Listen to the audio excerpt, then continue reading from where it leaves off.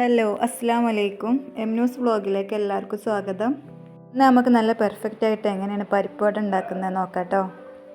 ഇത് പരിപ്പ് വട ഉണ്ടാക്കുന്ന പരിപ്പാണ് കേട്ടോ, നമ്മളെ സാധാ പരിപ്പല്ല. ഞാനൊരു 1.5 കപ്പ് പരിപ്പ് 4 മണിക്കൂർ വെള്ളത്തിൽ കുതിർത്ത് ഊറ്റിയെടുത്താണ് കേട്ടോ ഇത്. ഇനി നമുക്കിത് മിക്സിയുടെ ജാറിലിട്ടൊന്ന് ക്രഷ് ചെയ്തെടുക്കാം കേട്ടോ. പേസ്റ്റ് പോലെ അരച്ചെടുക്കണ്ട കേട്ടോ, ക്രഷ് ചെയ്തെടുത്താൽ മാത്രം മതി.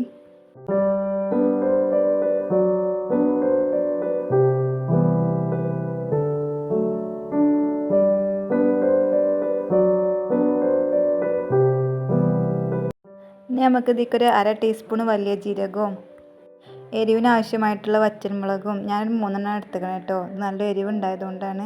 എല്ലാം ചേർത്ത് ഇതേപോലെ ഒന്ന് ക്രഷ് ചെയ്തെടുക്കുക.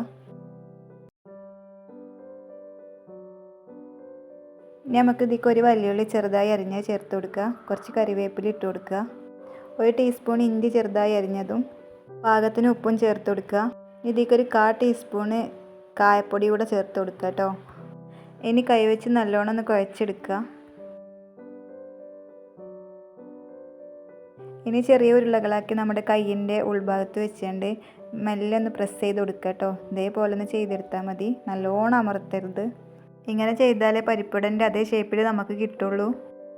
പരിപ്പുവട നടുഭാഗം കട്ടിയും അരികൊക്കെ കനം കുറഞ്ഞതും അല്ലേ, അത് ഇതുപോലെ ചെയ്തെടുത്താൽ മാത്രമേ കിട്ടുള്ളൂ കേട്ടോ.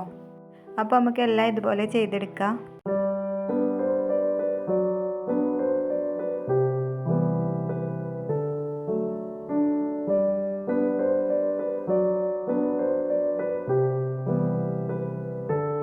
ഇനി നമുക്കിത് മീഡിയം ഫ്ലെയിമിലിട്ട് പൊരിച്ചെടുക്കാം.